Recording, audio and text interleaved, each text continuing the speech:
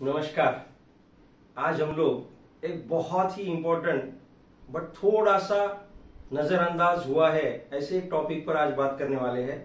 But उसके पहले जैसे कि मैं पिछले 3 महीनों से अपने सीरीज में यही बता रहा हूं कि जरूर कुछ न कुछ हमारे पुरखों ने आपल्या पूर्वजांनी काही ना काही पुण्य केलेलं आहे, जिसकी वजह से इस महामारी में हम एक दूसरे के सामने आ पाए हैं। अभी ये महामारी समाप्त नहीं हुई है या हुई है, ये डिस्कशन का ही टॉपिक रहने वाला है। लेकिन एक चीज जो बहुत जरूरी थी वो थी एजुकेशन। आज के कुछ साल पहले, मतलब बिफोर कोरोना अगर मैं बात करता हूं, तो ऐसा कहा जाता था कि एजुकेशन, शिक्षण, यही हमारे जिंदगी का बेस है। याद होगा, और मैंने तो ऐसे कई फैमिलीज देखे हैं कि जो बच्चों के एजुकेशन के लिए अपना गांव तक छोड़ चुके थे।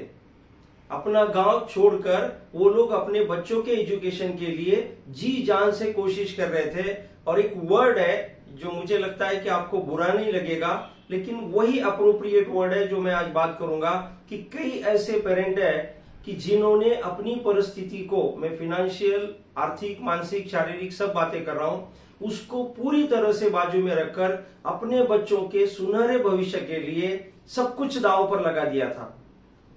मतलब फिर वो छोटा गांव छोड़कर तालुका प्लेस पर आना हो, तालुका प्लेस छोड़कर डिस्ट्रिक्ट प्लेस पर आना हो, या स्टेट चेंज करना हो, ये सब परिवर्तन का पार्ट बन चुका था। मानो ये लाइफ का रूटीन हो चुका था कि बच्चों के लिए अच्छी स्कूल ढूंढना, बच्चों के लिए अच्छा बेसिक फाउंडेशन ढूंढना और उनके हायर एजुकेशन तक अपना गांव तक छोड़कर चले जाना। लेकिन अचानक इस महामारी की वजह से सब कुछ बदल गया। बट एक चीज जो हमें आज बहुत जरूरी है एक दूसरे के साथ डिस्कस करना, क्या ऐसा ही चलता रहा तो वो हमारा सपना पूरा होने वाला है क्या? मान लो ऐसा ही हुआ कि बच्चे पढ़ नहीं रहे हैं, उनको ध्यान नहीं दिया जा रहा है, घर पर वो टाइम पास कर रहे हैं, ऐसा ही चला रहा तो क्या सचमुच वो हमारा सपना पूरा होगा क्या? तो आंसर इज नहीं। अगर मान लो हमने बच्चों को नहीं पढ़ाया तो क्या जिंदगी थम जाएगी? नहीं। और कुछ ऐसे तो पेरेंट है ना, जो मैंने भी देखे हैं, ऐसे कई पेरेंट मैंने देखे हैं जिन्होंने पूरी महामारी में भी अपने बच्चों के एजुकेशन पर ज्यादा ध्यान देकर उनको सिस्टम के साथ वया प्रमाणित उनको एजुकेशन देने की कोशिश की थी। अभी कई जगह नेट प्रॉब्लम था, कहीं जगह सर्वाइवल का प्रॉब्लम था, कहीं जगह पर जॉब चली गई थी, तो परिस्थितियां विपरीत थी। कुछ परिस्थितियां आज भी विपरीत है, शायद कल होगी भी। लेकिन ऐसा कहा जाता है कि जो जीता वही सिकंदर। तो आज हम उन बच्चों के लिए बात करने वाले हैं जिन बच्चों में पोटेंशियल है, ये पेरेंट को पता है, टीचर्स को पता है, और उनके सुनहरे भविष्य के लिए हमने क्या आगे स्टेप लेनी चाहिए। एक चीज मैं पेरेंट को अपील करना चाहूंगा कि स्कूल बंद थी या ऑनलाइन थी या आगे भी ऑनलाइन रहेगी, इन सब चीजों से हमें बाहर आना पड़ेगा, क्योंकि किसी भी माध्यम से हमें एजुकेशन लेना ही पड़ेगा। क्योंकि हमारा बच्चा नहीं ले रहा है इसका मतलब दुनिया रुक चुकी है, ऐसा बिल्कुल नहीं है। और हमने तो हमेशा कहा है कि एजुकेशन ये किसी एक की मक्तेदारी नहीं है। मतलब कोई अमीर का बेटा है, वो बड़ी स्कूल में है तो वहां पर सब कुछ पढ़ा रहे हैं, या कोई गरीब का बेटा है उसके स्कूल में पढ़ाई नहीं जा रहा है, ऐसा कुछ नहीं है। हमने कई महान लोग ऐसे देखे हैं जिनके हम आज भी नाम गुणगान करते हैं कि उन्होंने स्ट्रीट लाइट के नीचे बैठकर एजुकेशन कंप्लीट किया और दुनिया जीत ली। कई ऐसे महान लोग हमने देखे हैं जिनके घरों पर लाइट नहीं थी तो बाजू वालों के लाइट में पढ़ाई कर अपनी जिंदगियां बना ली। तो आज आप सभी को इस माध्यम से मैं अपील करना चाहता हूं, जो बीत चुका उसे दुनिया की कोई ताकत वापस नहीं ला सकती, बट जो सामने है उसका अगर प्लानिंग नहीं हुआ तो अब शायद एक बात कहने का टाइम आ चुका है कि बहुत देर हो जाएगी। तो पेरेंट, अब जागना बहुत जरूरी है। और एक चीज जो आज हमें 100% डिसीजन पर आना है कि जो गया उसे कैसे लाया जाए और जो आने वाला है उसे हासिल कैसा किया जा सकता है। तो सबसे पहले तो स्कूल, ये प्लेटफॉर्म बहुत ज्यादा इंपॉर्टेंट है, था और रहेगा। तो आपको रिक्वेस्ट है कि आप अपने बच्चों को अपने स्कूल के साथ पूरी तरह से जुड़ाए रखें। जुड़ाए इसीलिए रखें कि कुछ चीजें ऐसी होती है जो वहीं पर होने वाली है। कई लोगों ने यह भी प्लान किया था, कई प्रयोग मैंने भी देखे हैं कि किताबें ला ली, घर पर पापा पढ़ा रहा है, मम्मी पढ़ा रही है। बट हमेशा एक चीज याद रखना, टेक्निकल किताब कंप्लीट करना अलग बात होती है, लेकिन सब्जेक्ट टीचर से बच्चों को पढ़वाना ये अलग बात होती है। और स्कूल के पढ़ाई में दो चीजें हमें मिलती है। एक मिलती है संस्कारित पढ़ाई, मतलब जब स्कूल का टीचर बच्चों के सामने होता है तो बच्चे उसे टीचर समझकर पढ़ते हैं। घर का कोई सदस्य पढ़ाता है तो बच्चे उसको एंजॉय बोलकर पढ़ते हैं। तो पेरेंट्स, अब जैसे भी हाल में हो, जहां पर भी हो, आपको मैं रिक्वेस्ट करूंगा कि बच्चों को स्कूल सिस्टम के साथ जोड़ दो। ऑलरेडी जुड़े हैं तो कॉन्ग्रेचुलेशंस, क्योंकि अब जो लोग जुड़ गए हैं उनके अंदर एक कॉन्फिडेंस आ चुका है। और एक हमेशा ध्यान रखना कि कई लोगों को मैंने ये सुना है कि जाऊं तरी काय होनार, ऐसा भी तो क्या मिल रहा है। तो आपको इतना कह दूं कि अगर इतना भी मिलता है तो आज प्लस है, इतनी की उम्मीद अब हम नहीं करनी चाहिए। म्हणजे ऑफलाईन सारखं सगळंच मिळायला पाहिजे तरच शाळेत जाईल, ऐसा अब हमें जिद नहीं करनी चाहिए। जो मिल रहा है दिन भर के लेक्चर में अगर एक भी सेंटेंस बच्चे को काम का मिल गया तो बच्चे में का अंदर का कॉन्फिडेंस जिंदा रहेगा। वरना अगर कुछ दिनों बाद सगळं नॉर्मल झाल्यावर बघू अगर हम बात करते हैं तो शायद वो 10 इंपॉर्टेंट लाइनें उसको फिर से नहीं मिलेगी। थेंबे थेंबे तळे साचे का मतलब ही तो ये है कि थोड़ा थोड़ा तो कुछ न कुछ मिलते रहेगा तो बच्चों को सिस्टमैटिक जिंदगी जी जाएगी। अब दूसरा, कई लोगों को ये भी मैंने सुना है कि बच्चों को ऐसे भी तो छोटे हैं, 2 साल बाद भी अगर वो रूटीन में आते हैं तो क्या फर्क पड़ता है, वही तो बेसिक है, वही सब पढ़ाया जाता है। तो एक चीज तो आपने भी देखी है, मैंने भी देखी है कि अगर हमें कोई अच्छी बिल्डिंग बनानी है, ये बहुत इंपॉर्टेंट पॉइंट है, अगर हमें कोई अच्छी बिल्डिंग बनानी है, अपने सपनों में का महल बनाना है, और अगर हम ऐसा सोचते हैं कि आज मेरे पास पैसे नहीं है तो इसका जो बेसमेंट है, पाया है, वो जैसा है वैसा एडजस्ट कर लो। देखो, मैं बहुत इंपॉर्टेंट चीज पर आज आपका ध्यान आकर्षित करना चाहता हूं कि मान लो आपकी परिस्थितियां पहले अच्छी थी, आपने एक सपनों का महल बना लिया कि ये कागज पर का महल मुझे लाना है, अपनी सपनों का साकार करना है, और अचानक आपके जिंदगी में कुछ परिवर्तन आ गया और कुछ फाइनेंशियल प्रॉब्लम्स आ गई, और आपका वो सपना बनाने के लिए आपने मान लो ऐसा कभी बिल्डर को बोला कि सर अभी हमारे पास थोड़ी एडजस्टमेंट कम है, आप क्या करो, थोड़ा उसका जो बेस है पायावरचा खर्च कमी करा, पुढच्या वर्षी पैसे येतील, अगले साल जब पैसे आएगा तो ऊपर की बिल्डिंग हम लोग अल्टीमेट जैसा सोचा था वैसे ही बनाएंगे। ऐसा कभी पॉसिबल है? नहीं है ना। तो वैसा ही एजुकेशन के साथ है कि अगर आप आज सोचते हो कि जैसा है वैसा चलने दो तो उसका पाया ही कमजोर रह जाएगा, और बाद में जो सपनों के महल बनाने की हम बात कर रहे हैं वो महल शायद बन भी जाएंगे बट उसका बेस अच्छा नहीं रहा तो वो बिल्डिंग कब तक खड़ी रहेगी हमें नहीं पता, और जिंदगी भर त्याच्यामध्ये क्रॅक जात राहतील। म्हणजे कमजोर पायावर बनवलेला महल कधी क्रॅक मारून जाईल आपल्याला कळणारच नाही। तसंच काहीतरी आपल्या या मुलांच्या बाबतीत होतंय, जो पाया बनाना था वो उतना ही मजबूत बनाना है, बेस थोड़ा लेट क्रिएट हुआ हरकत नहीं, बट वो स्ट्रांग होना चाहिए, और बिल्डिंग जब कभी पॉसिबल है तब ऑटोमेटिकली बनेगी। और ऐसे तो कई लोग आपने भी देखे होंगे कि पाया पक्का करून ठेवून दिला आणि घर 2 वर्षानंतर बनवलं। तो बस यही तो एजुकेशन में आने दो ना कि उसका बेस स्ट्रांग बनाकर रखते हैं, फिर आगे की चीजों को समयानुसार हम लोग आगे इन्वेस्टमेंट करते रहेंगे। तो आज स्कूल ये मस्ट है और रहेगी, ये आपको प्लीज मैं यहाँ पर ध्यान आकर्षित कर कर बताना चाहता हूं। अब दूसरा जो इंपॉर्टेंट टॉपिक है, हमारे बच्चे 3rd में थे, 4th में थे, 5th में आ गए, वगैरह वगैरह वगैरह। मतलब आज जो बच्चे 4th स्टैंडर्ड से 10th स्टैंडर्ड तक आ चुके हैं उन सभी बच्चों के लिए मैं एक प्रोडक्ट, एक प्रोजेक्ट और एक सपना सब कुछ आपके साथ इस माध्यम से शेयर कर रहा हूं, जिसका नाम है फाउंडेशन।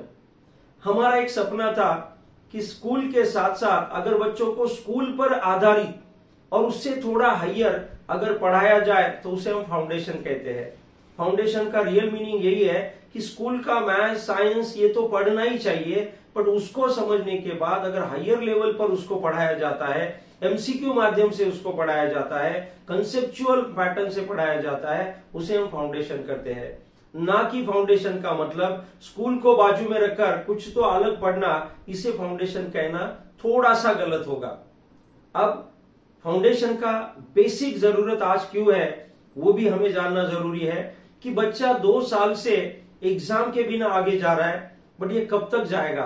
कभी ना कभी तो ये महामारी रुकेगी, कभी ना कभी तो बच्चों को ऑफलाइन आना पड़ेगा, कभी ना कभी उनको रियल कॉम्पिटिटिव एग्जाम देना पड़ेगी, और तब अगर उनका बेस ही पक्का नहीं है तो आगे का खर्चा कर कर क्या फायदा? तो जिन जिन स्टूडेंट के नसीब में फाउंडेशन मिल रहा है, मैंने नसीब वर्ड को अंडरलाइन किया है कि स्टूडेंट वो नसीब वाले होते हैं कि जिनके पेरेंट की इस सिस्टम में भी मानसिकता है कि मेरे बेटे के लिए मुझे स्कूल के साथ साथ फाउंडेशन भी इसीलिए करवाना है ताकि 4 दिन मैं कपड़े ना नए लूं तो चलेगा, बट मेरे बेटे का बेस वैसा ही रहना चाहिए। और जहां जहां पर भी फाउंडेशन होता है, मैं सबको एक ही अपील कर रहा हूं, ये मेरा मिशन मैंने लिया है कि मैं हर जगह एक ही अपील कर रहा हूं कि आप जो फाउंडेशन ले रहे हो या जो लेने वाले हो, उसमें एक चीज जरूर करना कि बच्चों का ब्रिजिंग करना। जैसे गवर्नमेंट ने भी अभी दिया है कि वो स्कूल में भी ब्रिज कोर्स का प्लान कर चुके हैं। इसका मतलब क्या है, जहां जहां भी फाउंडेशन होने वाले हैं, मेरे परिचित जहां जहां पर है, मैं सबको इस माध्यम से यही अपील कर रहा हूं कि मान लो आप 8 स्टैंडर्ड के बच्चों के लिए फाउंडेशन ले रहे हो, तो ये बच्चे 6th में थे तब स्कूल में थे और अब 8 में आ गए हैं। तो फाउंडेशन लेते समय यही काम होना चाहिए कि उनका 6th 7th का कुछ बेस जो उनको आगे जिंदगी में लगने वाला है, वो अगर फाउंडेशन में पहले लिया जाता है और फिर उसी टॉपिक को हायर लेवल आगे कंटिन्यू किया जाता है, तो जो 2 साल मिस हो गए थे, कुछ कारण से जो 2 साल मिस हो गए थे, वो एहसास 2 महीने बाद चला जाएगा और स्टूडेंट, पेरेंट और टीचर का वो बेसिक चेन, जब अपन एक बॉन्डिंग म्हणतो, वो फिर से तैयार हो जाएगा। और हमने तो ऐसा कई बार देखा है कि जिंदगी में कोई दुखद घटना हो जाती है तो कुछ दिन हम दर्द में रहते हैं, दुख में रहते हैं, परिस्थिति के साथ घाव भर जाते हैं और हम एक नए जिंदगी को शुरुआत करते हैं। बस यही आज मैं अपील कर रहा हूं कि जिन जिन स्टूडेंट के नसीब में जहां जहां जैसा जैसा फाउंडेशन मिल रहा है, बस एक ही चीज ध्यान रखना कि जहां पर अपना बेसिक क्लियर होकर आगे पढ़ाया जाने वाला है, उसी को हम लोग फाउंडेशन बोलेंगे। तो शायद 2 साल में आपने कोई चीज स्किप कर दी होगी, रह गई होगी, तो वो भी बच्चों के कान पर जाएगी और आगे बच्चे जाएंगे। लेकिन अगर आप बोलते हो कि परिस्थितियां विपरीत है, आज भी हम लोग फिनेंशियली उतने स्ट्रांग नहीं है, तो पेरेंट बस एक छोटी सी बात कहता हूं, माफ कर देना अगर किसी पर्टिकुलर इंसान का दिल दुखता है, तो मेरा उद्देश्य दिल दुखाने का बिल्कुल नहीं है। हम लोग हमेशा कहते हैं कि हम जी किसके लिए रहे हैं, तो बच्चों के लिए जी रहे हैं। तो चलो फिर से एक नई उम्मीद जगाते हैं, फिर से एक नई ताकत अपने आप में लाते हैं, क्योंकि यही बच्चे तो हमारा ये तकलीफ वाला दौर आगे खुशी में बदलने वाले हैं। हम तो जैसे हैं वैसे जीते रहेंगे, बट इन बच्चों का अगर फाउंडेशन और बेस अच्छा हो जाता है तो शायद ये वो करियर कर पाएंगे जो हमने सपना देखा था, और शायद वो सपने को पूरा करने के बाद आज जो कुर्बानियां हम लोग देने वाले हैं, मैं कुर्बानियां वर्ड इसीलिए कह रहा हूं कि मैंने ऐसे कई पेरेंट देखे हैं कि जिन्होंने अपने गहने तक बेच दिए हैं, जिन्होंने अपनी जमीन तक बेच दिए है कि बच्चों का एजुकेशन डिस्टर्ब ना हो।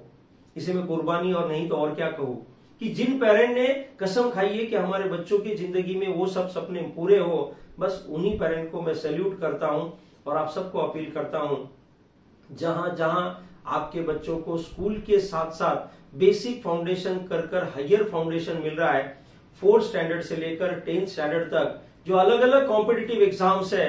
अभी कई लोग कहते हैं एग्जाम हो रही नहीं है तो एग्जाम का प्रिपरेशन करके क्या फायदा है, ऐसा भी कई लोगों ने कहा, बट उसका मीनिंग ही बदल गया ना। हम एग्जाम होगी तो पढ़ाई करेंगे, ये कब तक करने वाले हैं?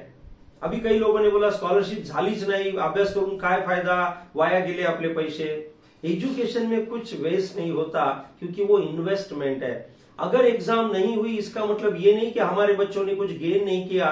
एग्जाम एक माध्यम है, फाउंडेशन और कॉम्पिटिटिव एग्जाम एक माध्यम है, जिसकी वजह से हमारे बच्चों की जिंदगी में एक परिवर्तन आता है। बच्चे कंपटीशन में भागते हैं, जीते हैं। पेरेंट आपके मुंह से इसके बाद कभी मत निकलने दो कि परीक्षा होणार असेल तर क्लास लाओ। आपको भी और मुझे भी नहीं पता कौन सी एग्जाम आगे होने वाली और कौन सी नहीं होने वाली, पर ये तो निश्चित है कि कुछ सालों बाद बच्चों को करियर के टर्निंग पॉइंट पर मेन एग्जाम देनी पड़ेगी, और तब अगर उनके दिमाग में वो बेस नहीं रहा तो हार जाएंगे। और वहां हारने वाला बच्चा जिंदगी से हार जाता है और फिर उन बच्चों को संभालना किसी के बस की बात नहीं होती है। मेरी युवा पीढ़ी जो पिछले 2 वर्षों में देख रहा हूं कि वो डायरेक्शन लेस, दिशाहीन झालेली आहे, उसका एकमात्र रीजन है उन्होंने कभी ऐसी परिस्थितियां जिंदगी में आएगी ऐसा सोचा ही नहीं था। लेकिन इस कोरोना ने हमें बता दिया कि be prepared for the worst and you will definitely get the best out of that. मतलब आप बुरे से बुरे की तैयारियां जिंदगी में कर रखना, तभी अच्छे दिनों का आप एंजॉय भी कर पाओगे और अच्छे दिन आने के बाद उसका इंपॉर्टेंस भी हमें पता चलेगा। उन सभी क्लासेस को मैं फिर से सैल्यूट और धन्यवाद देता हूं कि जिन्होंने इस ऑड परिस्थिति में ऑनलाइन ऑफलाइन जैसे जैसे पॉसिबल है अपने टीचर्स की जान धोखे में डालकर, मैं तो सभी फ्रंट वॉरियर्स को हमेशा हमेशा ऋणी रहूंगा उन लोगों का कि उन लोगों ने अपनी जान की परवाह नहीं करते हुए भी हम सब के लिए कार्य किया। उसमें फ्रंट लाइन में आप मेडिकल साइड लो, सोशल वर्किंग लो या टीचिंग फ्रंट लो। तो टीचिंग फ्रंट ये बहुत बड़ी फ्रंट है और वही टीचर जिनको हमने गुरुपद दिया था, कोरोना की वजह से हमारे मुंह से उस गुरुपद के बारे में कुछ डाउट्स पैदा किए गए थे। सो पेरेंट्स, गुरु गुरु ही रहने चाहिए, गुरु नहीं बदले। परिस्थितियां बदल गई थी, अब परिस्थितियां अच्छी होने वाली है। तो बस बेस्ट ऑफ लक। फिर से एक बार नई उम्मीद के साथ स्कूल के साथ साथ जहां जहां फाउंडेशन मिलता है, हम हमारे बच्चों को बिना उम्मीद का एग्जाम होगी या नहीं पता, पण उसके कानों पर त्याच्या हातातून त्या गोष्टी घडल्याच पाहिजे। और ऑफलाइन की जिद तो बिल्कुल मत करना पड़े, ऑफलाइन की जिद बिल्कुल मत करना और ऑफलाइन के भरोसे पर रुकना भी मत, क्योंकि आपको नहीं पता है कि ये कब तक जिंदगी ऐसे ही चलने वाली है। और अगर उसी जिद पर अड़े रहोगे तो जो कुछ मिल रहा था वो भी नहीं मिलेगा और 1 साल और अगर आप उन बच्चों का अटका दोगे तो देर हो जाएगी। तर जे काही जसं काही मिळतंय त्यात मुलांना जाऊ द्या, सिस्टम में आने दो, अपनी परिस्थितियों को फिर से कंट्रोल में लाने की कोशिश करते हैं। ऊपर वाला है वही सब चला रहा है और उसी पर ये सब छोड़ देते हैं। तो best of luck student, parent and teachers for this new upcoming academic year. सभी मिलकर प्रार्थना करते हैं कि हमारी नन्हे मुन्नों को वो सब स्कूल के साथ फाउंडेशन इतना सुंदर मिले कि 2 महीने में बच्चे भूल जाएंगे कि उनके 2 साल वेस्ट हो गए थे। और डेफिनेटली फाउंडेशन का मतलब बेसिक, पिछला गया और अगला आया। अगर इतना करते हैं तो मुझे लगता है कि 2021 एंड तक तो हम सब कुछ जीत चुके होंगे और हमारी वो पुरानी यादें जो थी वो हकीकत में बदलने के लिए तैयार होंगे। सो फाउंडेशन, स्कूल और कॉम्पिटिटिव एग्जाम, इनसे दूर रहना, इसका मतलब हमने हमारी जिंदगी में अभी तक की हुई तैयारियों को हमने अपने आप को बाजू में रखना। इसका मतलब लोग रुकेंगे ऐसा नहीं, लोग पळता है, लोग भाग रहे हैं, भागते रहेंगे और कहीं ऐसा न हो की हुशार मुलं फाउंडेशन न मिळाल्यामुळे बाजूला राहतील और जो एवरेज थे, जिनके नसीब में ये सब मिल रहा है, वो आराम आराम से आगे चले जाए। मैं नहीं चाहता कि होनहार आणि खरंच डिजर्विंग कैंडिडेट के लाइफ में ऐसा कुछ आए। और एक एक मार्क की लड़ाई पहले भी थी, आज भी है, आगे भी रहेगी, लेकिन वो एक एक मार्क की लड़ाई उनके लिए है जो सिस्टम से बार बार अंदर बाहर करते हैं। 1 मार्क का डर उनको कभी नहीं होगा जो एक सिस्टम के साथ चलते आए हैं। आज भी एनटीएस अवार्ड जीतने वाले स्टूडेंट है, आज भी होमी बाबा जीतने वाले स्टूडेंट है। इसका मतलब ऐसा नहीं है कि वो लोग अच्छे थे या बुरे थे, वो सिस्टम के साथ रहे और अवार्ड जीत चुके हैं। मतलब इस पैंडेमिक में जिन लोगों ने एनटीएस का अभी एग्जाम थ्रू किया, ज्यांचा आता रिसेंट रिजल्ट लागला है, उनको तो सैल्यूट करना ही पड़ता है, क्योंकि ते तर जिंकले ना। मतलब जो लोग रुक गए थे, वो इंतजार कर रहे थे, वो बच्चों में कैपेसिटी होते हुए भी एनटीएस अवार्ड नहीं ला पाए। और जिन लोगों ने सिस्टम के साथ जाना पसंद किया, फाउंडेशन लेना पसंद किया, वो तो अवार्ड जीत चुके हैं। और ऐसे कई स्टूडेंट मैंने देखे हैं कि जिनका स्कूल परफॉर्मेंस एवरेज था, बट वो सिस्टम के साथ जुड़े थे और वो एनटीएस अवार्ड जीत चुके हैं, होमी बाबा अवार्ड भी जीत चुके हैं। तो आपको रिक्वेस्ट है, अवार्ड उन्हीं को मिलेगा जो सिस्टम के साथ है। परीक्षा झाल्यावर बघू, एग्जाम डिक्लेअर झाल्यावर बघू, तब तक तो कोर्स कहीं के कहीं चले जाएगा। एग्जाम नाही झाली तरी माझं बेसिक पक्क व्हायलाच पाहिजे, इतना भी अगर हम लोग लेते हैं तो हमारे पैसे वसूल होते हैं। सो थैंक यू और बेस्ट ऑफ लक। अब रुकना नहीं है, भागते रहना है, और भागने वाले ही जीतने वाले हैं। रुकने वाले वहीं रुक जाएंगे, पैदल चलने वाले आगे चले जाएंगे। So thank you parents.